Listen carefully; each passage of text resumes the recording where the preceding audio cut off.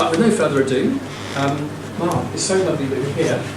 Mark Chapman is Vice Principal but Acting Principal at the moment at Brooklyn College, Cuddeston, one of the largest colleges training people for ministry in the Church of England. I'm not going to attempt to run through the things you published because it's a lot, but I think you said earlier on that your latest book was published last week. Next week. Do advertise anything you want to. But it is really good of you to have come over from Oxfordshire today. We're delighted that you're here. And your title is The Church of England, Competing Identities in One Church. Mark, over to you. Well, thank you very much indeed. Nice when people clap at the beginning. And they also clap at the end. It's a great pleasure to be here and to the invitation from Emily, who was one of my students. I've been at the college now for 22 years, and I think this is my third stint as acting principal. And when I started, it was a small sort of seminary in the countryside, just outside Oxford. Still just outside Oxford, but it's, when I started it was a college of about 65 predominantly young students, and there wasn't a lot of coming and going. It's now a college of about 200 students, ordinands, scattered far and wide in the, we do Hereford Diocese and Gloucester Diocese, so it's really quite a large outfit now, and it's multifaceted and there's never a dull moment, so it's quite nice to get away, even if it means the M25. And the title which was given to me is quite a nice title, really, Competing Identities in One Church. And what I want to try and do really is to unpack that a little bit and to try and look at the Church of England in terms of whether or not there is really Anglican theology. And what on earth that might mean, or whether there's a theology of the Church of England, and how do all these different sorts of types of church, different church parties, how do they all sort of fit together? And that's the kind of thing I could go at sort of addressing. I don't really want to answer anything, because I don't see my role as an educator to answer. Education is about learning how to ask the right kind of questions and to carry on asking them. So if you want to go now, there won't be any answers at all. And had I been a good salesman, I would have brought some copies of my book, called a fairly substantial volume, which was published 2 years ago, called Anglican Theology, where I have a go at sort of doing this in some detail. But I'm a poor salesman, and somebody had given away all the free copies I had in the college, so I can't even sell any. But it's available in all good bookshops and on Amazon as well, I'm sure. I also wrote there's little guides that Oxford University Press do called Very Short Introductions. And I did the one to Anglicanism a few years ago, which has kept me in holidays. It's a very good seller, partly because they give it to all the ordinands for across the country when they want to start training for ministry. They thought they'd better know something about the Church of England, so I'm responsible quite often for the kind of thing that the clergy of the future know about the Church of England. So you can hold me accountable. Now, I suppose in the last week we've had in Rome a synod of bishops, which is a relatively novel innovation in the Catholic Church. It wasn't all the bishops in the Catholic Church, it was a select group of them, or was it 240 or something like that. And Pope Francis decided it was time to start talking seriously about some of the most divisive and problematic areas of ethics and kind of human relationships, which are obviously alive and topics of conversation in all the different parts of the Roman Catholic Church. And it was good for us from outside the Catholic Church to see there is just as much diversity and disagreement in the Catholic Church as there is in our own church and in every other church. And it's important as well to remember always that it was ever thus. The normal state of the church has always been one of conflict. You only even have to look at the book of Acts to realise that they disagree from day one. And if you read the epistles of St. Paul, you know it's not about harmony, it's about disharmony and what you do about that. And that's very important. So there's nothing wrong with disagreeing, and that's a healthy and normal thing. It's how you handle disagreement that becomes important. And I guess what Francis was trying to do in that synod is to try and get people to talk to one another as adults about these issues, which aren't going to go away and are obviously in certain places having to be addressed very quickly. And I guess in our own church we've tended to do most of the dirty washing in public, certainly in the Church of England. If you look back over the last few years to the women bishops' debates, which weren't well handled on the floor of General Synod. It wasn't a particularly well managed debate. It certainly wasn't stage managed. I'm a member of General Synod at the moment, and it was a painful and rather horrid process to go through it. But eventually, of course, an agreement was made, and in fact a much better agreement was made on the second attempt than would have happened had they got through the first attempt. So in the end, it was probably a good thing. It wasn't a particularly good PR thing, but nevertheless what emerged was quite a good piece of legislation. So those significant number anyway of those opposed to women bishops can still remain as what they call loyal Anglicans. It's never quite clear what loyal Anglican means, but anyway, that is something that maybe trying to unpack a little bit about what loyal Anglicanism has meant might help us understand what that means today. So let's think about the Church of England, and let's ask a few questions about whether it has a distinctive theology. Different denominations, distinctive theologies. Well, what on earth would the theology of the Church of England look like? Now, what I'm not going to do, I'm not going to sort of give you an idea of this is essential Anglicanism, this is what the theology of the Church of England always has to be. So I'm not going to talk about scripture, tradition and reason. There's all sorts of books you can read about that, but that's not my approach. I'm not going to try and unpack what it might mean to be a Reformed Catholic Church. And I'm not going to talk about all sorts of great theologians from the past, like Richard Hooker or John Jewell. I'll mention a few, but I'm not going to talk about them in any great detail. And I don't want to talk about comprehensiveness, and I don't want to talk about the via media. So I might as well go away. What on earth am I going to talk about? I'm not going to talk about any of those things. What is Anglican identity about? I think what I want to begin with is something that's very straightforward.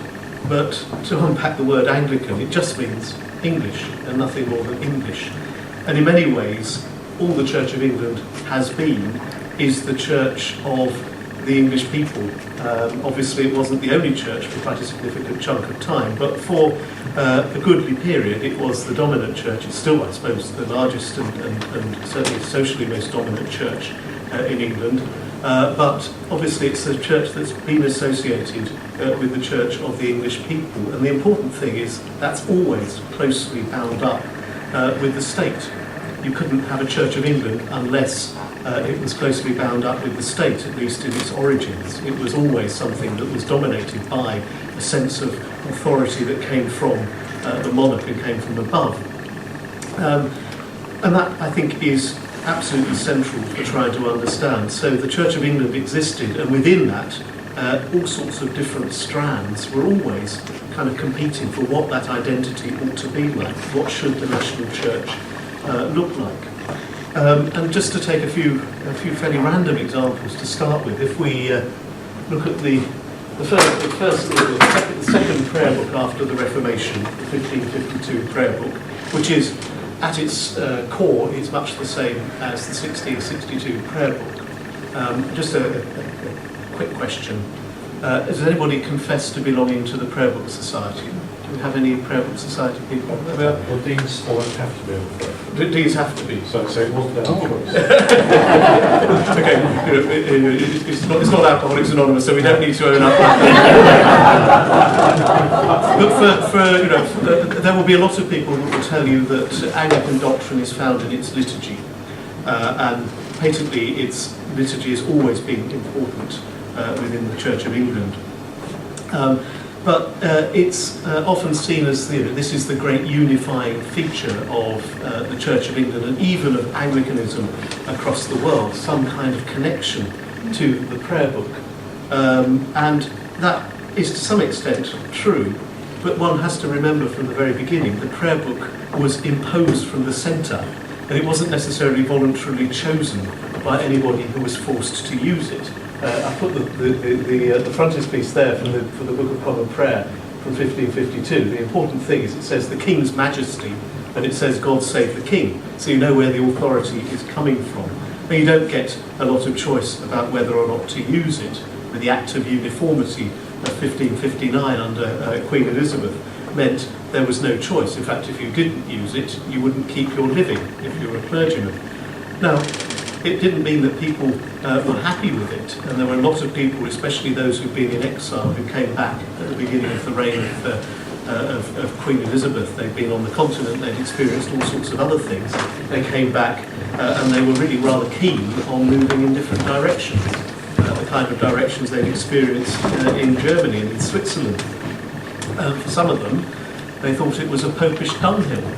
I know most of us nowadays tend to think of the Book of Common Prayer. That's a quote, isn't it? It wasn't me just making that up. But for some of them, it was an absolutely rabidly papist thing. But if you read the prayer book now, it's quite hard to see it as a rabidly prayer. You might find that in common worship or something, but not in the prayer book as we know it now. But it was never a unifier. It was always a bone of contention, right up until the Civil War period. People fought over what was right to do in church, and the prayer book was symbolic in many ways of all those kinds of conflicts between Puritans and those people who conformed to the use of the Book of Common Prayer. So we might see it in hindsight, a kind of nostalgia, as a unifying feature of the Church of England, containing all the wonderful things, liturgy and doctrine. But for others, for a great many people who saw themselves as loyal members of the Church of England, it was anything but. And you only have to look at the Civil War to realise just how far that could go. And conflict wasn't always something that was settled in a nice synodical form. It could lead to bloodshed and war. In part, that was obviously a war of religion. So that's one thing, I think, to debunk the myth that the prayer book was ever a unifying feature in the Church of England. And when they impose it after 1662 with the current prayer book, a lot of people who would have been happy with a broader settlement within the Church of England were forced out of the Church of England. They lost their jobs if they'd been clergy, and many of them had to go and work in what becomes the United States. So it leads to serious disruption, serious disagreement. And really, you can see the beginnings of what you might call denominational Anglicanism in 1662, because then there's other versions of Christianity that are semi-tolerated, and then after 1688 they are finally tolerated. So that's one thing. Prayer books aren't great unifying things. What about the place of the Reformation in the Church of England? People, again, will often talk about the Church of England being a reformed Catholic church.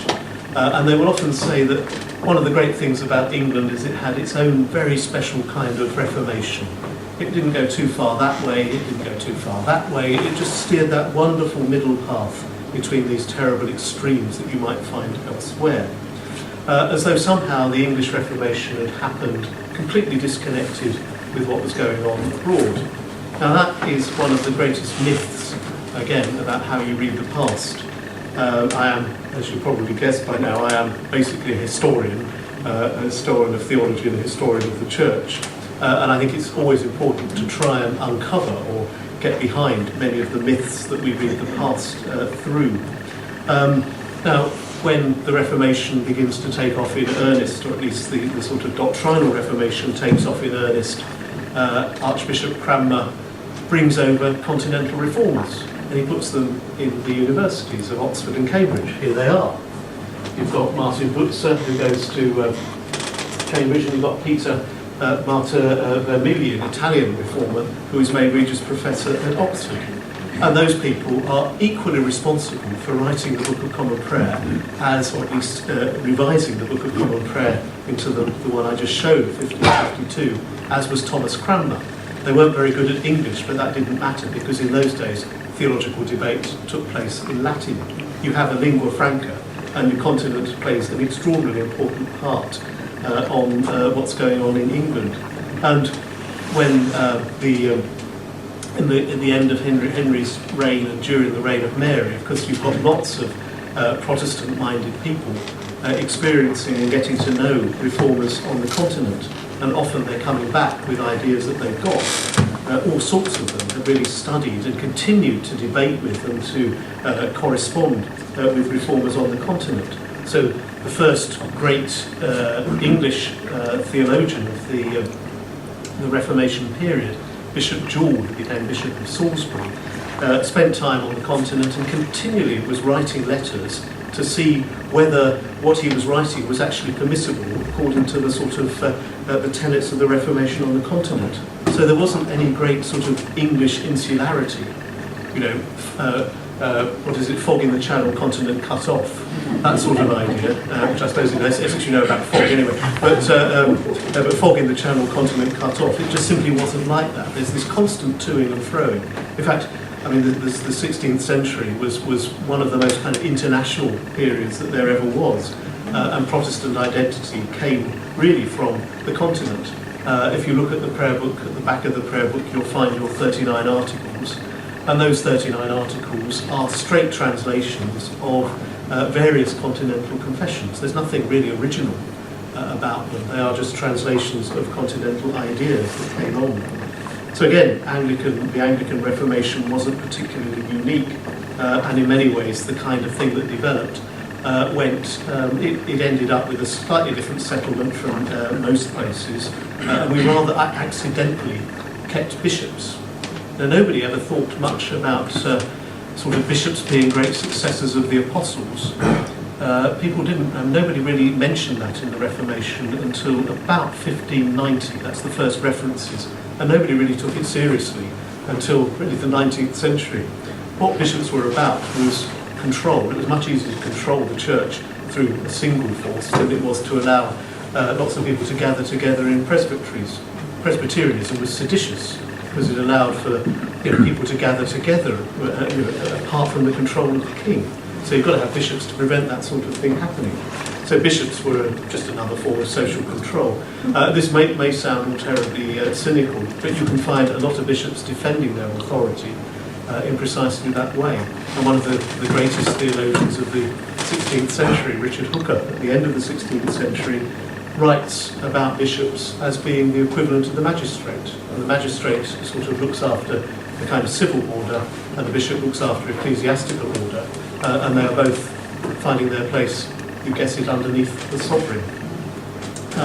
So I guess we don't really quite often actually look seriously at the Reformation to see what really happens at the Reformation. We read it often through the distorting lens of the kind of things we've been brought up on. That's one of the things I really want to sort of try and give a little bit more detail about.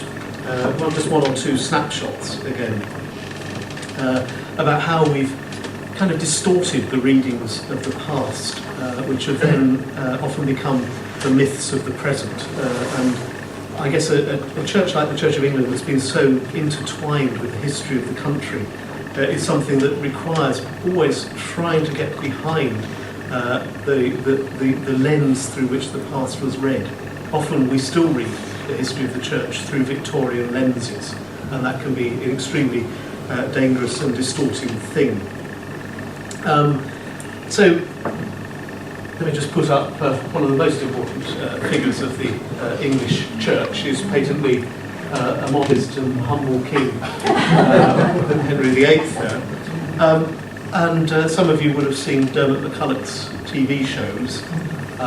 Dermot McCulloch started life as a historian of the English Reformation, and then went on to sort of world conquering sort of ideas of Christianity and the whole history of the world. But he has a splendid essay written right at the beginning of his career, which was simply called "The Myth of the English Reformation." And the myth of the English Reformation is that it never really happened.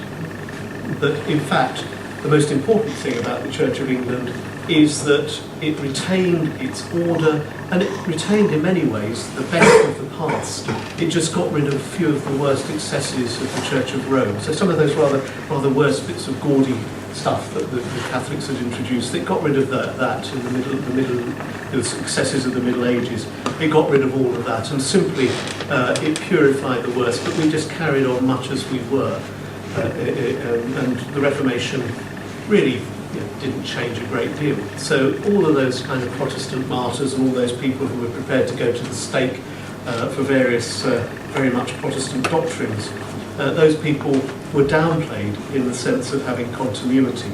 And I'll try and explain why that was the case, and about how that's then shaped the kind of perceptions of the different parties in the Church of England, in many ways, which still exist to this day. And I was brought up in Whitford, and so I am an Essex boy, and we moved when I was about 9 in 1970. So I may look my age by now, but I've always looked the same as this. And I learned to swim in the swimming pool just across there, which is, again, slightly strange coming and seeing the swimming pool for the first time in, 35, 40 years or whatever it is. Anyway, I forgot what I was going to say now. But when we were living in southeast Essex there was some deeply eccentric clergy. And that may still be the case in southeast Essex, but there was one of them that my father remembers very well. This was in the 1960s. He'd been a vicar for some time, and he'd gone off and got himself ordained as a bishop in some one of these sort of these churches that where people were always a bit anxious about Anglican orders because they'd been declared null and void by the Pope, and so they thought they'd better go and get themselves authentic orders. I think it may have been Rumwell Way somewhere, it may have even been Rumwell.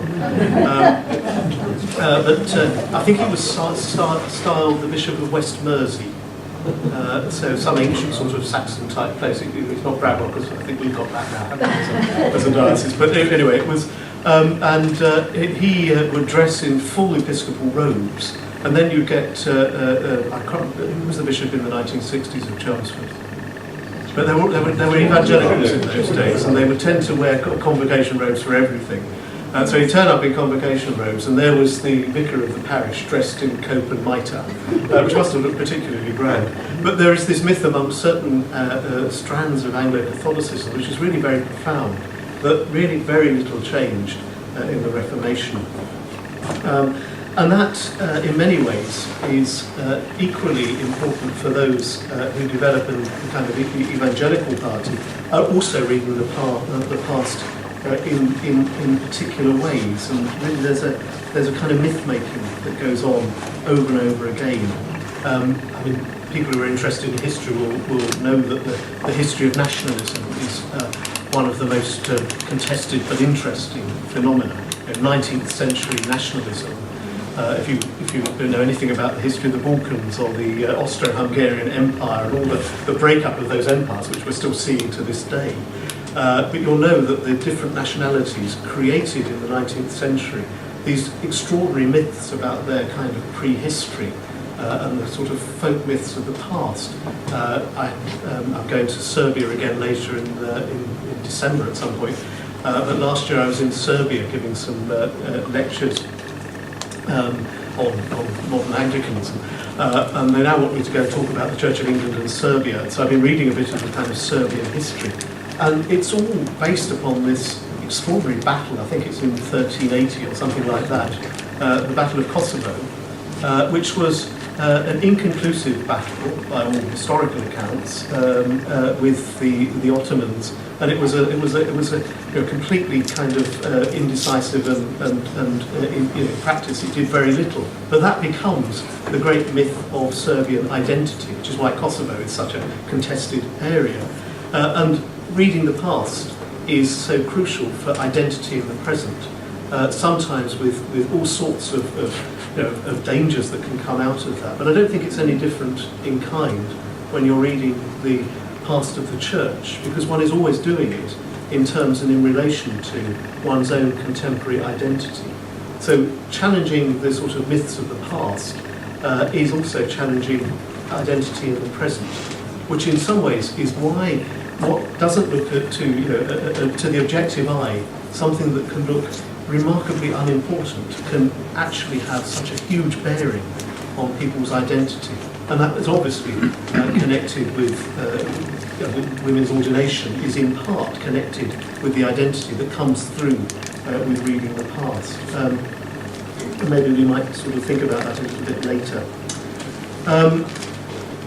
So let me move on, and just to say another reason for Anglicans or the Church of England lacking much kind of theological distinctiveness is because there hasn't been a lot of theology in England. And that's not a facetious thing to say. But England, as you'll know, only had 2 universities until the 1820s, 1830s. And they were obviously extraordinarily important, Oxford and Cambridge, in educating the sort of the upper echelons of English society. But one of the most important things to know about Oxford and Cambridge is that you couldn't study theology there. You could study theology there, but only once you'd taken your first degree, and then you were allowed to go on and take your Bachelor of Divinity afterwards. Now that meant if you wanted to be ordained in the Church of England, what you had to do is to convince a bishop to ordain you.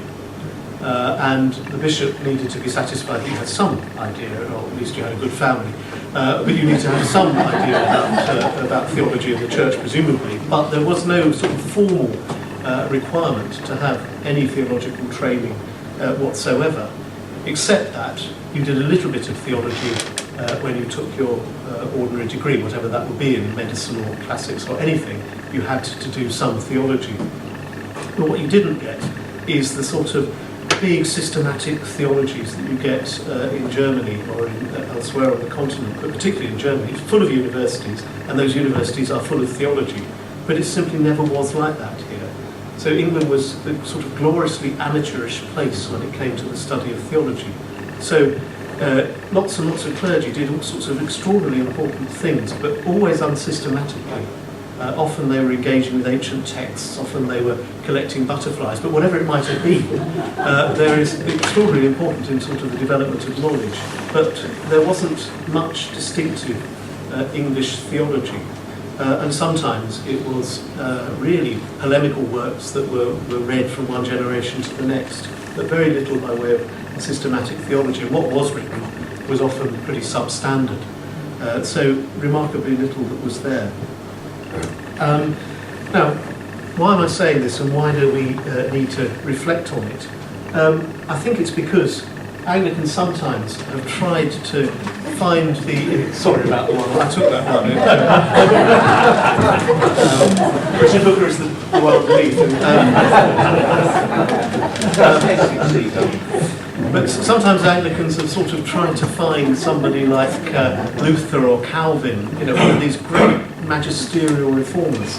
And sometimes people have identified that with Cranmer. But Cranmer wrote really one small book of theology on the doctrine of the Eucharist and very little else. And that was polemical work. But he didn't do, as Calvin did, a big introduction to the Christian faith. So people have tried to find it somewhere. So, for instance, I mentioned Bishop Jewell. Bishop Jewell wrote an apology for the Church of England. And that's an apology for the Church of England in the sense of a way of arguing for the Church of England against the Church of Rome. So it's a book of polemics aimed at Roman Catholics. It's not a systematic, well thought out, well constructed book. It's a great book, but it's not a sort of straightforward systematic theology. And other people have said, Richard Hooker. I mean, Richard Hooker is quite a well-known name, but almost completely unread. I imagine. I'm sure you've read it from cover to cover. The Dean here is, I'm sure, an avid Hooker reader. Yes. But Richard Hooker wrote a wonderfully beautiful piece of prose, 8 volumes. It runs to sort of 600 pages or thereabouts. And what it really is a huge dig at Puritans, shrouded in rather beautiful and elegant language, and it sort of masquerades as a theology of law and order. But law and order is the law and order of our way of doing things, so that you don't do them in your way. But what it isn't is anything like the sort of theology that you find particularly in Calvin, but often in all sorts of other continental reformers, like Melanchthon and all sorts of others. But you don't get those kind of figures. So if you're trying to point to who is the archetypal Anglican theologian, we can't really find one. And if you try and find them later, there's lots of Anglicans have been theologians, but whether they're doing Anglican theology, as Luther would be developing a kind of Lutheran way of understanding the world, it's pretty hard to find that. I mean, I don't think they probably really exist as a distinctive form of sort of systematic doctrinal theology. So my view really is that if you're to talk about a kind of Church of England type of theology, then the best way of doing that is to look at it as an approach to the past and a way of understanding how the Church of England has kind of related to the society at large and why it's chosen particular strands, particular themes from the Christian tradition at particular times. And maybe once one begins to do that, one can see how kind of transient the whole thing is. So what I'll try and do is to give a few illustrations from the 19th century. I guess my real expertise. Did you do the 19th century paper with me? I'm sure I do. It remembers everything about it. I think Peter Hitchcliffe was still alive. Anyway, I want to just begin with one or two little events that then shape theology really quite importantly. I've got here just a few little things that are going. I think your last session was on Plymouth Brethren, wasn't it, the Brethren churches. They develop in the 1820s in earnest as a response to the rise of millenarianism. Suddenly people thought the world was about to end. And post-Napoleon, we had a conversation over dinner, but post-Napoleon, there was a lot of people who'd been off in the wars, there was a lot of poverty around, there was a lot of social unrest. And there was eventually in the 1820s the need to make concessions in order to be able to govern the country, and that included at the time governing Ireland. So initially after the defeat of Napoleon, the government decides the easiest way of keeping people subdued would be to build a load of churches. So the last time that Parliament ever voted money to the Church of England was in, I think it's 1821. You come across the Commissioners' churches in London, possibly. Those big sort of classical churches, like the one in Waterloo or the one at St. Peter's Eaton Square, or churches like that with these sort of rather grand classical porticos. Those were built in the 1820s, coming out of the post-Napoleonic times, when they voted about £1 million, which in those days was no mean sum of money, to build a load of churches. Because if you built a load of churches, people would suddenly start going to them. And if they suddenly started going to church, then obviously they'd start obeying the law and doing as they were told. It's not necessarily the best mission strategy. But basically, other things were going on in society. And when you've got the union with Ireland, the union of parliaments with Ireland, you've got the need to work out how on earth you're supposed to govern this effectively Catholic country with an English established church and with no representation of Roman Catholics in the House of Commons. So it makes, you've obviously got to begin to address these kinds of issues. And in the 1820s, first of all, it's nonconformists who are allowed to sit in the Houses of Parliament, in the House of Commons in 1828. And then in 1829, you've got the emancipation of Roman Catholics. And this is Robert Peel there, and you've got the battles that are going on in the late 1820s through to the early 1830s of all these constitutional changes. Now, all of this, why am I talking about little quaint bits of English history? Well, the answer is because in Oxford, you've got an Anglican institution, a completely Anglican institution called Oxford University, that is afraid, or at least significant figures within Oxford University are afraid, that it might begin to be threatened. And its whole sort of way of seeing this kind of union of church and state, the English establishment under God through the monarch, established within the Church of England, all of this, there's a tension that this might begin to sort of encroach not simply on the state but on the University of Oxford as well. Oxford's always been at the vanguard of change, and it was then. And when you start sort of allowing the middle classes a degree of political representation as well, giving them the vote, then things really become threatened. But every single Church of England bishop voted against the expansion of the franchise to the middle classes in towns in 1832. the Church of England was a reactionary Tory body, Tory in that old sense of being the union of church and state. And there was a real fear that you were going to let into the legislating body for the Church of England, which is Parliament. I won't go into the detail, but Parliament had become the only body that could create laws for the Church of England.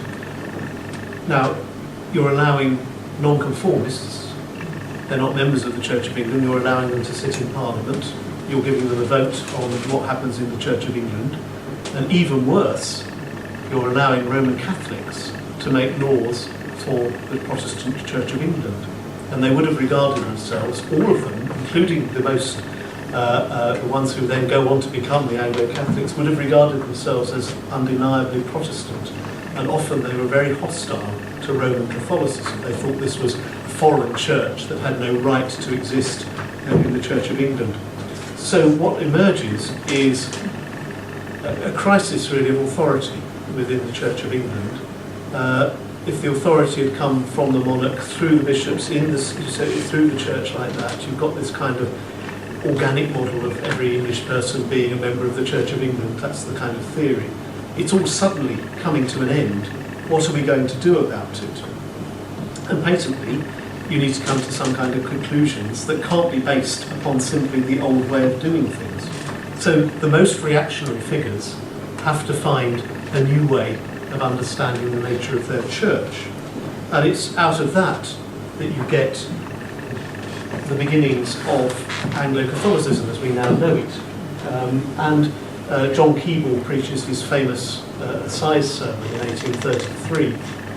I always thought one of the great ironies of history is he preached it on Bastille Day, July the 14th. But anyway, but this was a sermon where he says the state is guilty of apostasy.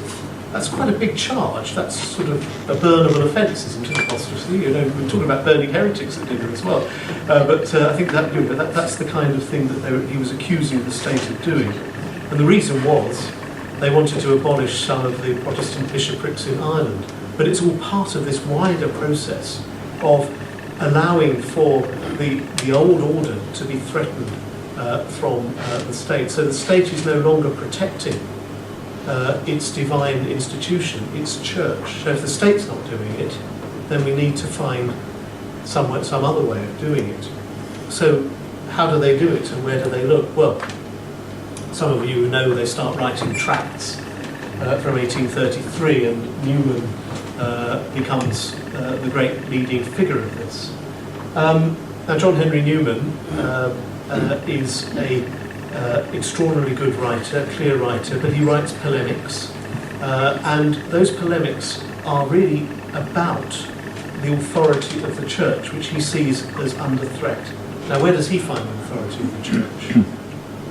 It's no longer through the monarch exercising authority through the bishops and through the structures there. So he's got to find the authority of the church somewhere else. So you've got this sense of, if it's not from the state, then it must come from somewhere else, and that somewhere else must be from God. And how is that then exercised? Well, it's straightforward for him. We are effectively, as he writes, the first tract is addressed to the clergy, and he says, we are effectively God's agents on earth because we have been ordained in succession from the apostles themselves. So the bishops become the representatives of the early church in the here and now. So there is this direct continuity from the past to the present, and that's where our authority comes from. So it doesn't come from our social standing or our position in society or our education or anything like that. It becomes, through our ordination, it comes from Christ himself, who gives the Spirit to the apostles. And so this idea of apostolical succession, as they call it, the idea that the bishops have handed down that authority from the past, becomes the way in which the Church of England identifies itself as a divine institution for this country of England. So no longer does it come from simply being the kind of official Church of England under the state. It now has this new way of being, new way of understanding itself. Now, what does that mean? How do you sort of flesh that out? What do they do? Well, in practice, that means you've got to show people what writings count as authoritative writings. And so, what do? Where do you find your authority? Well, it doesn't come from the Reformation, it doesn't come from the Middle Ages. You keep going back, and you find it in Christ and in the undivided church of the first 5 centuries or so. That's where they really see the essence of the Church of England, the identity of the Church of England, is to be found and located in the undivided church of the first few centuries. So what do? They get all these young, newly minted clergy who've all got degrees in classics to go and start translating all these unread classics, unread books of theology by all these Greek and Latin fathers, and getting their other friends to subscribe a pound a year it was. You would get sent in the post. You would get sent translations of the Library of the Fathers. So one of the big things that they did is to produce this huge collection. I think it runs to about 80 volumes of the Library of the Fathers, and it's all the fathers, especially the ones that agreed with them. But all the fathers are translated in new popular editions, sent around all these graduates who are out in their parishes and can read and be told to read these books as the sort of the essential theology of the Church of England. And this is a way of, if you like, the creation of the kind of classic text of the Church of England. So you'll find from that period onwards, the fathers become more and more important as really the key theologians. The church fathers become the key theologians for Church of England identity. I could go into a lot of detail about that, but I won't. But I think the key thing is that you've got that a reshaping, because of political circumstances, you've got a reshaping of theology. And then as a repercussion of all that, you've got the sense of trying to get behind the Reformation to something that went there before. And gradually that means, and the impact eventually makes a huge effect obviously on church architecture. You get rid of all the clutter from the Reformation, all those lovely 3-decker pulpits and all that nice stuff, and you rebuild a church as you think it might have been when Christianity first came to this country, or at least when churches were first built. So you find a nice Gothic way of imagining what a church would have looked like, and you rebuild your church in that, as if the Reformation hadn't happened. So it's a kind of invention of the past that becomes extremely important for our own identity. So what we think churches look like is usually a Victorian kind of imagination of the past. And you don't need to be an architectural historian to realise that often a Victorian imagination of what the past was like was very different from what the past was like. Again, I could rabbit on for years about this. Now, what else? In the 18th century you had the Evangelical Revival, which really was a revival of enthusiasm more than anything else. The key thing about it wasn't doctrinal, it was experiential. So often evangelicals were very high church, they were very sacramental, and they had a very high view of the relationship of church and state. But it wasn't particularly what we would now think of as particularly Protestant or anything like that. It wasn't sort of going back to the Reformation. It tended really to be, I suppose we would call it nowadays touchy-feely, but that was the essence of it, and it was often very enthusiastic and mission-minded and outward-focused. Now, what happens to that movement from the impact of the 1830s? How do things begin to develop? Well, the problem becomes the Reformation again, and the role of the Reformation in the Church of England. Obviously, most, as I said, most clergy and most laity, I guess, if they thought about it much, would have regarded themselves as being Protestant. And as you'll know, the monarch has to be a Protestant, and I think the Protestant Church is there in the coronation oath that they will defend the Protestant Church of England. And there is, through the 1830s, there is the beginning of a perception that actually the Reformation begins to matter, and it's under threat. People hadn't seen it as being under threat, particularly beforehand. And almost in response, really directly in response, a number of leading evangelicals, people have probably heard of Lord Shaftesbury, one of the great reformers, prison reformer and factory acts and all that. But he was also a millenarian Christian. Nowadays we call him a Christian Zionist. I don't know whether people realise just how important he was in the first development of the return of the Jews to Palestine. He was the pioneer of that and set up the church's, what's now the church's ministry among Jewish people, was set up by Lord Shaftesbury and bankrolled by him to try and encourage the settlement of Jews in the Holy Land. So the history of Israel is tied up with English evangelicalism. But anyway, he and another of other figures from that kind of background decided that in opposition to the Library of the Fathers, they would need to discover really what the Protestant identity of the Church of England ought to look like. Nobody had ever really thought about it much beforehand. And what you have is large numbers of completely unread figures languishing in libraries that nobody really looked at for a long period. And another subscription society is, this is more focused on Cambridge, which is always interesting. Cambridge was always more of a centre of evangelicalism. And they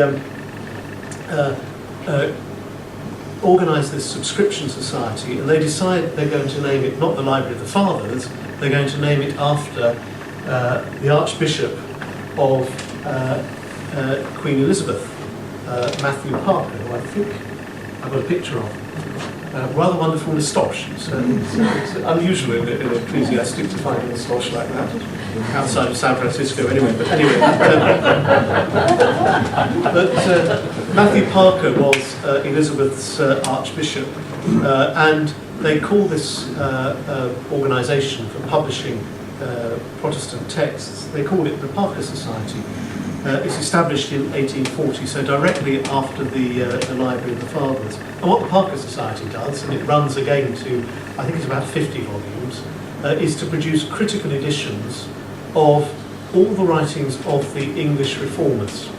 And they decide they're going to start the English Reformation with Wycliffe. So back in the sort of 14th century, they decide that's when the Reformation starts.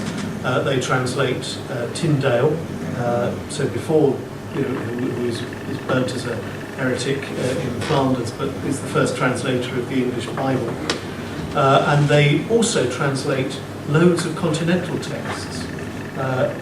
So not simply do they locate the Reformation purely in the English realm, they also translate continental texts like Bullinger and others. And lots and lots of letters. So they send over a young curate to Zurich to go and look in the libraries of Zurich and to transcribe loads of letters that went between people like Jewell, who I mentioned, and other English reformers. Letters that go backwards and forwards between Switzerland and England. And for the first time, nobody had looked at these things ever. And now they're being published as really trying to find where does our identity as the Church of England reside? Well, it resides in this group of people who reshaped the Church in the light of this new thinking that was going on in Europe at this stage, and that challenges the kind of identity of the Church of England, if you like, to rediscover its Protestant heritage. And this leads to this enormous collection of controversial texts from the Reformation that provide, if you like, a theological focus for the next generation of people who get labelled evangelicals. And it would be properly, we might call it Protestant evangelicalism by this stage. So you can see the beginning of what we would now think of as competing identities within the Church of England in their modern style. And then the kind of, this develops then into the sort of rituals and things like that that go on in the churches. But it's all focused on where does the identity reside and how important is the Reformation within that.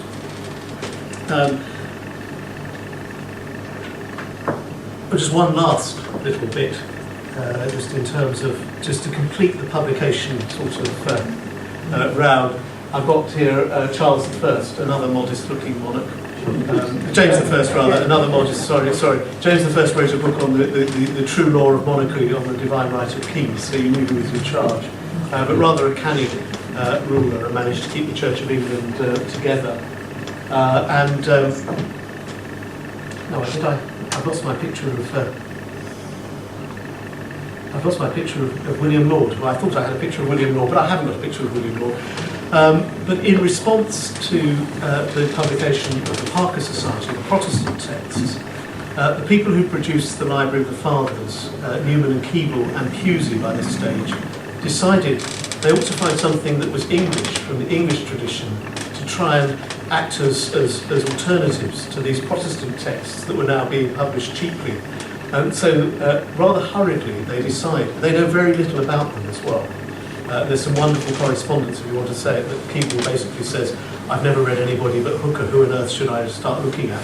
And they start publishing another series, which is called the Library of Anglo-Catholic Theology, which is basically a collection of 17th and 18th century texts of the supporters of Charles I and William Laud and their heirs and successors. So really the people who defend the prayer book against all Puritans and those with a kind of higher view of the church. They called it Anglo-Catholic theology. And by that they meant the kind of high church movement through the 17th century. And what they're trying to do is, again, to try and find an English tradition that will agree to some extent with the kind of movement that's going on in the 19th century. And what you end up then with is a kind of a strand of English theology that in the 20th century actually often gets labelled as Anglican theology. And you can date that to the publication in the 1930s of a standard textbook, which is a collection of writings from the Library of Anglo-Catholic Theology, edited by Moore and Cross, which was in every vicarage, I think, in the country probably, outside of probably the most extreme conservative evangelical vicarages, as authentic Anglican theology. Well, it's not, in the sense that it's just from this one strand of English theology that was this sort of high church strand that was deliberately chosen to be, if you like, in competition to the Protestant strand. And I'll just finish, before we can sort of try and unpack all this and see whether it has any relevance to today, with just one other character from the 1830s, who was Newman's best buddy, Harold Froude, another fellow of Oriel College and another great leader of the Tractarians, but he had the misfortune to be stricken down with tuberculosis, and he was sent by his sugarcane-owning father, plantation-owning father, to Barbados. That's what happened in those days. And he wrote back loads of letters from Barbados to Newman, and these were rather unguarded, and Keble, rather unguarded letters. And they were full of things like saying, anything that takes the Church of England further and further from the Reformation, I held to be a great act. These sorts of things. And he said it over and over again. That would have been fine if these had just been private correspondence. You couldn't, it's like an email, you could just delete it. But of course, what Newman and Keble decide they're going to do is to publish them. Now, if you're the vicar of the University Church in Oxford and you're publishing this book of collected writings of this rather avant-garde leader of Anglo-Catholics, it's like to get you into trouble. And of course it does get them into trouble. And so there is a campaign to get these characters who are leading the Oxford movement in that direction, to get them out of their jobs, effectively. Newman decides in the end he'll leave the Church of England altogether. And you get campaigns to try and memorialise the Protestant identity of the Church of England. And this is where you can really get the competition, if you like, between Anglo-Catholics, evangelicals, or evangelical Protestants. It emerges at the end of the 1830s in campaigns like this one, to get the Martyrs' Memorial built in St Giles in Oxford. It was there to remember the martyrdom of Cranmer, Latimer and Ridley just round the corner from where it was built. Now, it was a rather ironic thing because it's in the form of an Eleanor cross, a wonderful medieval form, and not a pre-Reformation form. But anyway, the polarisation of the church in this particular way that we now understand it is not ancient.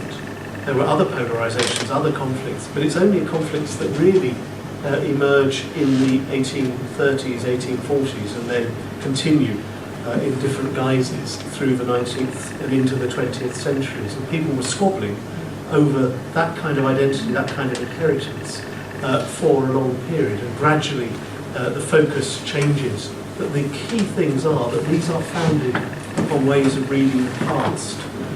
And I guess one of the things, and I'll finish here, but one of the things that I experienced as a teacher of church history and of theology more general, but particularly English church history, is a supreme ignorance of English history and the way that that's shaped and developed, let alone of church history, in most of the students I get. There's nothing particularly special about them, but there is this lack of awareness of how things have come to be and how they've developed, and why those tensions are there and how they might have shaped and how they've been reshaped since then. And a lot of what I do actually is to help people understand where these things have come from, why there have been these tensions, and how those tensions might be related to the kind of issues that are going on today.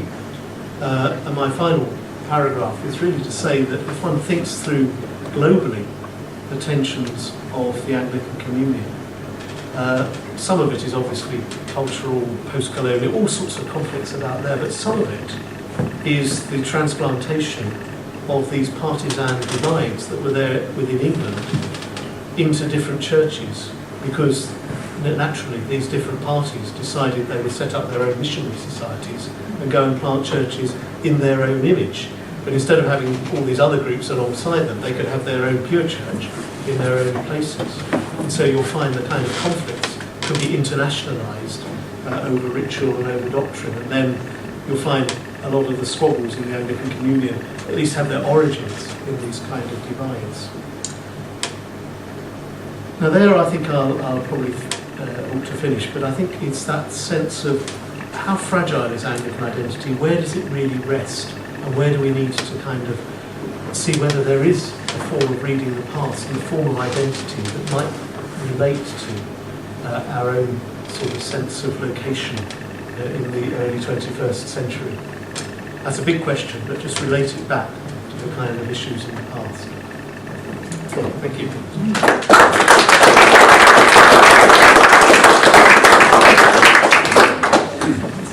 Well, thanks ever so much.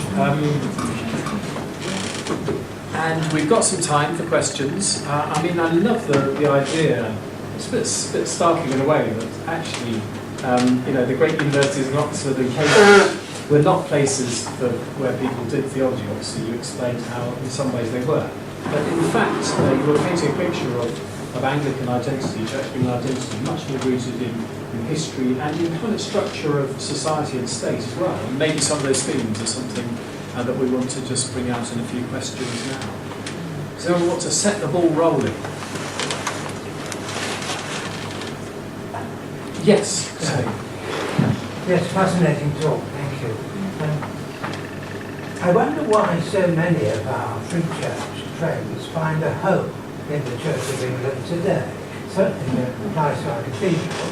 In music, it's an obvious thing, but I wonder if you can think of any factors that perhaps persuade them to come into our fold. I mean, I suppose a lot of it is obviously the demographics of non-conformity, because the non-conformity survived by ensuring it educated its people in the importance of that denominational identity, which was often constructed against Anglican identity. And you'll still find that in nonconformists who are conscious of their confessional identity of a certain vintage will often see the state church as the one that sort of suppresses true Christianity in the name of a kind of compromise with power. But as soon as you start getting the ecumenical movement, then where does that identity then really reside? So in some ways it's a sociology of change, a sociology of ecumenism, and the sociology of decline. Because if you've got a large, the cathedral is an obvious place, it's well-resourced, relatively. Well-resourced, you never tell anybody they're well-resourced, but they're relatively well-resourced. Yeah. They've obviously got good musical tradition, and in a sense, it's much easier to come into that than to try and struggle on working out what your identity is all about when you don't really think you've necessarily got an identity that's now established against other things. So it's very easy in post-1662. You knew what you were when you were a nonconformist, because it was a threatening thing. You couldn't carry on your trade, and quite often you'd be sort of cast into having to live outside a corporate town and that sort of thing. So it was a big event then, and you knew where you were, Bunyan and all that. When you put in prison. But as soon as you start tolerating dissenters, then as soon as you start not making it anything special, then why be a dissenter? And in some ways, what's happened with Methodism in particular, which was obviously there as a great huge tradition in the early 20th century, a major tradition, has collapsed. It's going to be under 200,000 next year, from being 700,000. When I started at Cuddesdon, Methodism has 700,000. It'll be under 200,000. That's in 20 odd years. So that's one of the reasons is that one shouldn't be smug about it at all. But there is that sense of a collapse of the other denominations, almost universally, except some of the newer denominations. I mean, if you look at the demography of English Christianity at the moment, you can divide it effectively into three: Church of England, Roman Catholicism, and the historical nonconformism, and the new churches. And there's now almost a third of Christians in this country belong to new churches in one form or another, usually with an ethnic and migrant congregations. But so there's a huge change. So what we think of as nonconformity is almost completely mutated into a new form of Christianity. And I doubt if you'll find too many of those churches coming into the cathedral until such time as they too begin to become much weaker denominations and much weaker denominational identity. I came back into active Christian life in, give or take a couple of years, 1971. Under the influence of a 40-year-old dynamo who had entered into what you would call the renewal movement. And I wonder whether you could comment on the degree to which that bit of Pentecostalism has influenced the identity of the Church of England. I mean, in terms of the sort of contemporary identities of Anglicanism or the Church of England, is patently it's very different from the kind of identities that led to the sort of traditional church parties. And I guess charismatic evangelicalism is the single, probably most important factor in the last 50 years in the Church of England in shaping approaches to worship in particular. And one of the interesting things I see in relation to the development of the old evangelical identity, you'll still find that with conservative evangelical identity, which is there's quite a bit of it in this diocese, the Reformed, that kind of group. What's the name of the Bunting, isn't it? David Banting. He's a canon of the cathedral. Yeah. I mean, he's a good loyal Anglican, but he's very much from that kind of... And the traditional doctrinal identity is extremely important in that. But what seems to have emerged with charismatic identity, because it's much more experiential. In many ways, it's much more like the original kind of evangelical identity that you find there with the great evangelical leaders like Wesley himself and some of the Grimshaw and the Bends. And Simeon, to some extent. Simeon was quite doctrinal, but they were much more about authentically lived Christianity and experienced Christianity. And in many ways, that's what's happened, I guess, in the Church of England. And there was a time when, if you put candles on the table in a church, that would have been the mark of the beast in an evangelical church. It was a real sign of depravity, as it still is in some parts of the Church of Ireland. But of course, nowadays, those old bugbears of anti-ritualism, anti-Romanism are no longer there. And so, I guess charismatic identity is one that confounds a lot of these old partisan identities. But one of the key things, where do you find the kind of historic identity in that? Where does it find its kind of rootedness in traditional Christianity, if you like? And in many ways, there's often a search for some kind of doctrinal identity. We get quite a lot of students who from that kind of background now, and often very unclear about what Orthodox Christianity looks like, because it's been so focused on emotional worship. I'm not belittling it at all, but it's been so focused on emotional worship. The kind of teaching ministry, often there's very little use of the Bible even in lots of those churches, which is quite fascinating, even though people might describe themselves as evangelical. The old traditional sort of rootedness in scripture and tradition is not necessarily quite what it was. And one finds often a need really to help people understand the nature of Christian tradition more broadly. So in a sense, what one's job is as a theological educator is often to help people understand the riches of the Christian tradition without losing that sort of importance of the work, the emotional and the spirit-filled life that they've discovered. So that there's a lot of, I think, in general, people's not, because there's not this kind of residual Christian education that goes on much now. And a lot of people have discovered Christianity relatively late, even when they enter into sort of active ministry and things. There is that sense quite often that the baggage that we might have had with a sort of Christian education, even limited Christian education, about biblical literacy and some awareness of what the different doctrines mean. I really can talk to students and they don't know what the doctrine of the atonement is, even loosely. Even those who've been supposedly in churches that are supposed to preach the atonement and nothing else. You're wondering what's going on. But there is that lack of I guess, a broad cultural Christianity almost that seems to have evaporated. We're always responsible as everybody else for ensuring that there is some sense of helping people understand the riches of that tradition. Brian, did you have a question? Yes.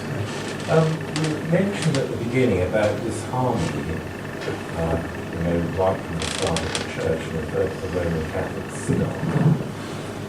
Surely the Church of England is unique in having such a broad range of different churchmanships.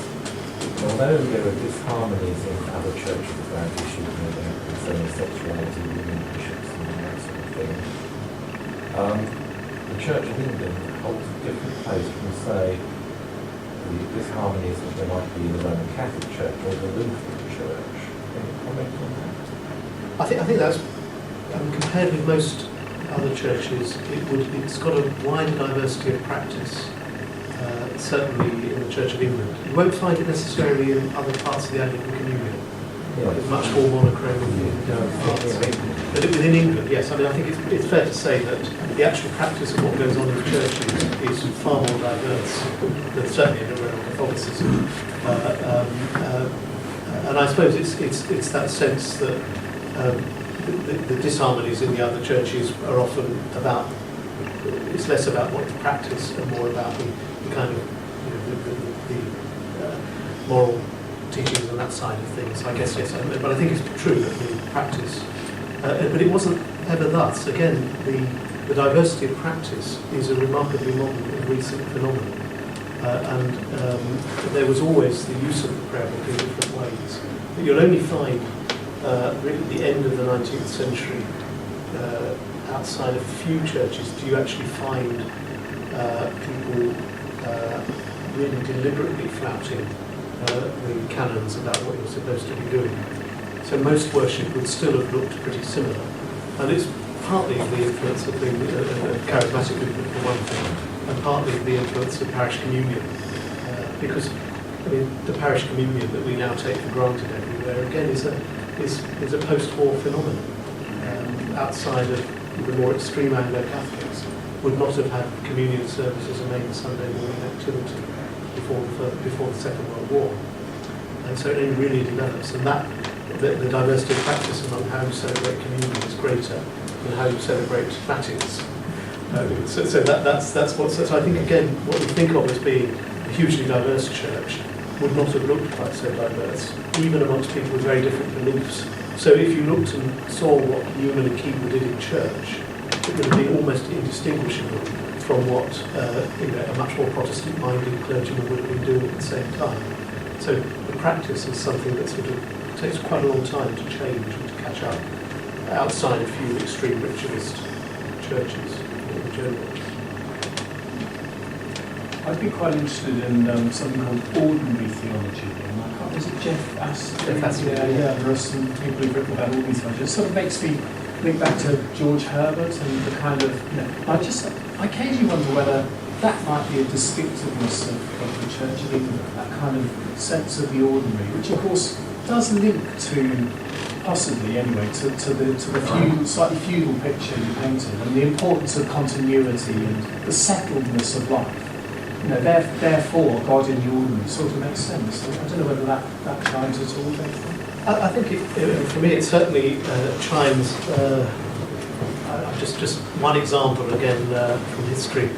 I did a bit of work on a character at the end of the 17th century called Archbishop Tillers, who was a great preacher in his time, and he was very interesting because he was the first person to preach accessible sermons, as we would right now think of them. So not full of all this. I mean, Herbert and others, they had all this high-blown rhetoric, and they were preaching to well-educated people, but goodness only knows what went on in the pews. He decided that for him, Christianity was a religion for the masses, and not for the sort of, nowadays it's all about discipleship. I mean, that's a real buzzword. We want to create disciples, we want to make them better Christians, and all of that. Traditionally, of course, the Church of England was a national church for everybody, and still everybody has a right to get married or to... not quite everybody has a right to get married anymore, but anyway, we won't go into that. Has a right to funerals and baptisms and the lot. But it was there for everybody, whether they were practicing or not, and always had low levels of practice. I mean, people always think of the golden age when everybody went to church, but again, it was never thus. We always had remarkably few people who actually went regularly on a Sunday. But it's that sense of engaging with people all over, wherever they are, and that sense of not being too demanding a form of religion. And that becomes all very well and good when it's well funded. But as soon as you start relying on the activists to pay for everything, which is how the parish share system works, or whatever system you have, it's basically it's the churchgoers, people on the electoral roll who are going to get tapped for money all the time, which means that in a sense you're talking ever more about greater commitment, and that's financial commitment, and then presumably religious commitment.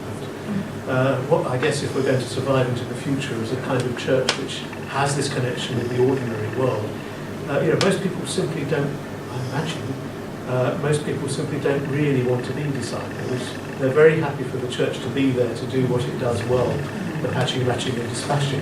But they're sympathetic, they're benignly sympathetic. You get very little hostility to the church. You get quite a lot of indifference, little hostility. But I imagine if you were to, my own view is, which probably puts me in a small minority, is that it would be very good to change the system of funding completely in the Church of England and actually start a subscription. I realise I pay really quite a significant sum of money to the National Trust every year. I don't know what there's probably quite a lot of people here who are members of the National Trust, but I think I'm probably the two adults living, not old age pensioners, so two adults living at the same address. I think it's £98 per year.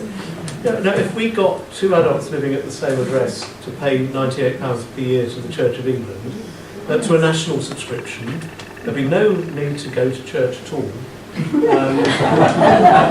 could have a nice glossy magazine telling you what's going on, all the exciting mission strategies in the diocese of Chelmsford, and you could have a bit of redistribution of funds to where those people are living.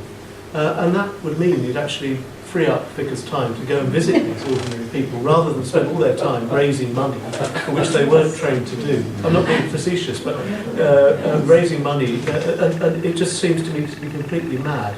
I work as a non-stipendiary minister in 3 small country parishes, which have a combined population of about 3,000, and a combined electoral roll probably of about 90, parish share of 55,000 to 90 people, and the vicar does something like 60 funerals a year.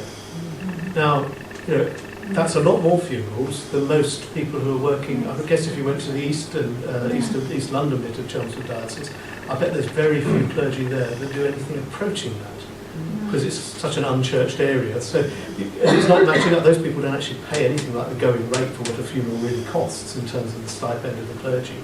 But the people who go to church don't actually get a lot of clergy time at all. So why do they carry on paying? They're getting less and less out of the vicar because they're doing more and more services in more and more places. So there is something extremely bizarre about how the Church of England is financed.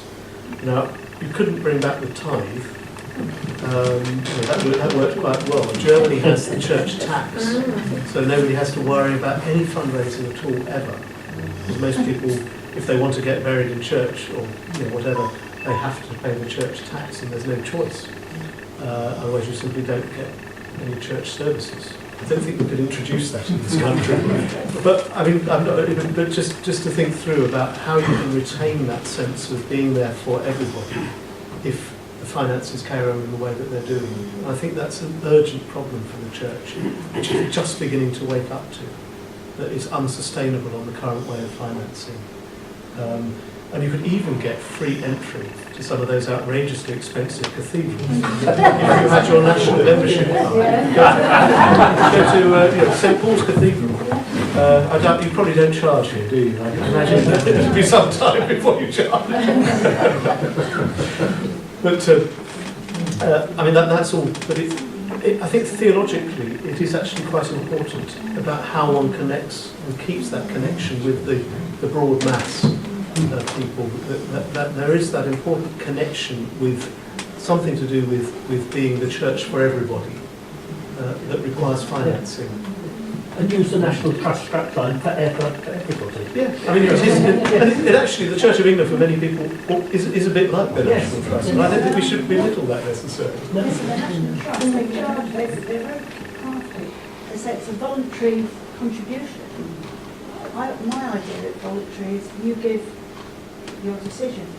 If you look underneath, it says you can pay the normal price, and I don't agree with that. But that's the sort of gift aid price, isn't it? Yes, that is your decision. So I said that to a group once, and none of us paid it. We just paid because it was principally. I think we've time certainly for one more question, John. Yes. Just looking at the future, what do you think would happen if the Church of England does become disestablished? I mean, to be honest, I think very little would happen now, because what does establishment consist of? It's hard to pin it down. I mean, there's obviously lots of sort of rather cumbersome legal businesses that have to happen. If you've ever done pastoral reorganisation, you'll know it's a long-winded and cumbersome process, and it would be quite easy to disestablish that without anybody ever noticing. But in practice, what does it mean? It means you've got the 24 bishops in the House of Lords. It means that the monarch will have a Church of England ceremony. What else does it actually consist of nowadays? And I guess it means that what is the role of those bishops? If those bishops are simply spokespeople for a small denomination, which in practice is what the Church of England is now, because it's a large denomination, but compared with the population as a whole, it's a small group of small church. So are they spokespeople for the church, or do they have some other? And I guess establishment there is a bit about what I was just saying, really, about there's a connection with the sense that those bishops are not representing the Church of England. They're representing an area, they're representing a kind of a sense of ethical purpose, if you like. which is based upon a way of understanding the Church of England as, in some sense, in that kind of old model of a church there for everybody. Now, if they see themselves increasingly as representing a small denomination which might be out of kilter with the rest of society, should there then be any reason for them to be in the House of Lords? So it does carry responsibilities. And I guess if you think of the Archbishop of Canterbury after the same-sex marriage debate, when he came immediately afterwards, he came to General Synod, and it was really quite a heartfelt thing. He said, I hadn't realised quite how out of touch the bishops were with the general feeling in the country. And the House of Lords is not exactly a radical body. It's an elderly body of people with very strong opinions. But the legislation on same-sex marriage sailed through with virtually no opposition to speak of. And yet every bishop was very much, those who didn't absent themselves, was very much opposed. And that's in a sense of how far does the Church of England have to get out of step with the rest of society. It may be better if it moves completely out of step with the rest of society to be disestablished, because it's then hard to see how it can have a place as a as spokespeople for a national church if that church is no longer representing in some way the national identity. It's quite complicated, I think, the disestablishment. But the Church of Scotland is an established church, but Parliament has no control, it has no seats, so it has a different model of establishment. And that's really where the establishment there protects the church from itself almost. The idea is that it protects its kind of trustees, so it will stop the church from committing the worst kind of forms of heresy or something like that. Then it would have to go to Parliament, but nothing worse than that. Well, Mark, what a treat for us. Thank you so much. It's been a wonderful evening. Thank you for being here. Thank you for your questions. Thank you for all your responses as well. You mentioned about a book coming out next week, and I dare say if you wanted to read a bit more about Mark's approach to all these things, then a simple operation on the computer, or Google or something, and you'll see a long, long list. And I do encourage you to do that. I mean, all our speakers, some are not published, others are, but there's a great realm of books out there being published all the time, actually. And that's another good way in which we can keep up to date on our theology and keep the older grey cells ticking along. But do buy books. It's always important for authors that you buy books. Very important. But can we thank Mark again, please, in our usual way?